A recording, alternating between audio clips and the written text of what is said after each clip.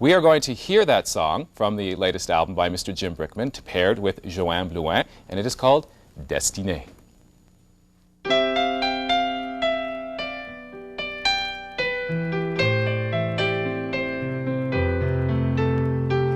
What if I never knew? What if I never found you? I'd never have this feeling in my heart. How did this come to be? I don't know how you found me, but from the moment I saw you, deep inside my heart I knew, baby, you're my destiny. You and I were meant to be. With all my heart and soul, I'll give my love to have and hold. And as far as I can see, you were always meant to be my destiny.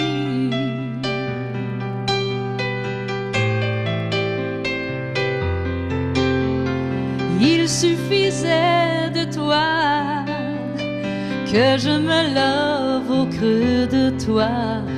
Je m'enroule mon tour de tes bras, mais ne dis rien de trop risqué. Je veux te prendre, t'écouter. Et maintenant je suis ma route au lendemain sans que je doute. Jusqu'ici c'est arrivé, je le crois, ma destinée. C'est écrit sur les murs, des graffitis dans l'azur. Et au loin j'ai retrouvé tout ce qui m'arrive, ma destinée. Baby, what we need is just a little faith. And baby, I believe that love will find a way.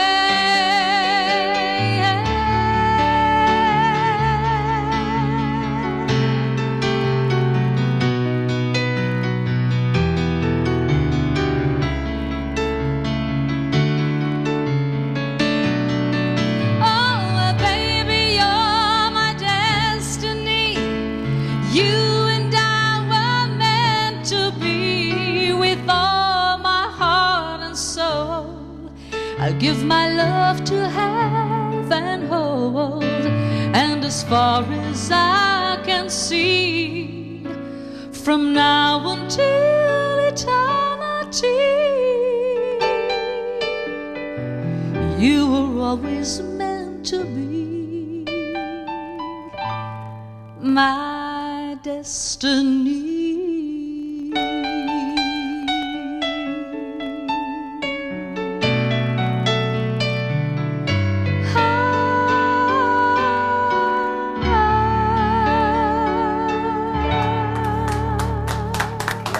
Joanne Blouin and Jim Brickman, Destiny, Destinée, the bilingual version of first time ever. You here. took me off guard. I'm sorry. No, it was very cute the way that we merged back in. Good morning, welcome back. Good morning. Good morning, Jim, welcome back as well. This, of course, is the CD Destiny. And the thing about Jim Brickman is he is, of course, known as a composer who plays a lot of piano, but also guest vocalist. Now, this was an interesting project. Jim, how did Joanne end up on your album? Well, this was really wonderful. I wrote the song with a couple Canadian writers in Vancouver. And when I wrote the song, I thought, wouldn't this be great if we got a chance to do a French version as well as English, because of the word destiny and because of the way the melody flows. And I got a chance to hear Joanne the last time I was here, some of her recordings, and I was really taken with her voice, and I thought, wouldn't that be, what a great combination. And she was kind enough to do it with me, so.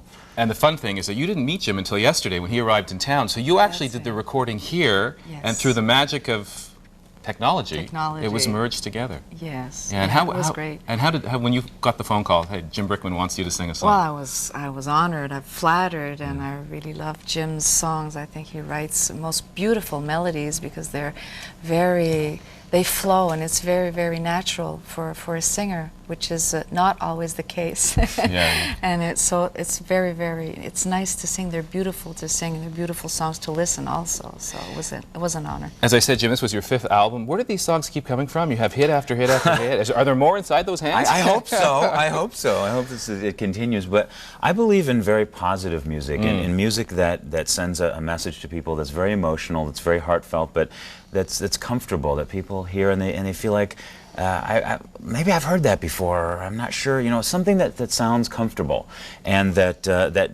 as Joanne said, that flows, that feels like it's natural, and that sends sometimes a romantic message, but also one that makes you just feel good inside. It maybe makes you smile, and as I said, sends sort of a happy thought and an idealistic thought about love, rather than so much of the music that's out there that's sort of negative and angry and self-loathing. I think it's really important to put music out there that is uplifting. Both of you have a lot in common. That is, you both grew up in the music business. You, from a very young age, started playing piano, and you started singing from a very young age, also dancing as well. Yes. And it's interesting how, when you get started in the music industry, you hope for that big break. And in Jim's case, he went with the finished product to the radio stations. Exactly. And said, please play my song, and it worked. Yeah, you got the record deal after that, right? I got the record deal after I tried to get the radio stations to play my music, but it was just basically for me like selling my wares, you know, just kind of driving around in my car looking for radio towers and visiting DJs and saying, because I thought, well, Elvis did it, you know, and then Loretta Lynn did it, maybe I should do this too, and the old-fashioned way. So that was really it was very simple, and it was a lot of hard work, but it was common sense, basically. The fun part, too, is that you started doing jingles, and you also did some work for Jim Henson and the people at Sesame Street. Right. And then it was some friends of yours who said, wait a minute, maybe you should go out on your own and become one of these performers that you write songs for. Well, and I never really thought I'd be a performer. I figured I would be behind the scenes. I'd get to write songs for people like Joanne, and that they would sing my songs. And I never really thought that I would be the one on stage or that I would be the performer. And now I wouldn't trade it for anything, because I get to do both. I get to have people like Joanne sing my songs and on my albums along with the solo piano music, and it's a wonderful position to be in, because you can have so many different walks of life from different genres of music on the albums. You know, like on the album Destiny, there's country singer Pam Tillis, but there's also jazz musician Herb Alpert at the same time, and it's wonderful to bring all these worlds of music together and have the common thread be the music and the solo piano melodies.